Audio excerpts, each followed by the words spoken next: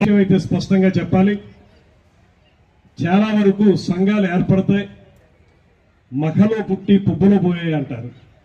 అంటే ప్రారంభించడం ఘనంగా ప్రారంభిస్తారు కానీ వాటిని కొనసాగించడం కానీ వాటి తరపున కార్యక్రమాలు నిర్వహించడం కానీ వీటన్నిటినీ కూడా చాలా ఈజీగా తీసుకుని కొనసాగించినటువంటి సంఘాలని మనం ఎక్కువ చూసాం.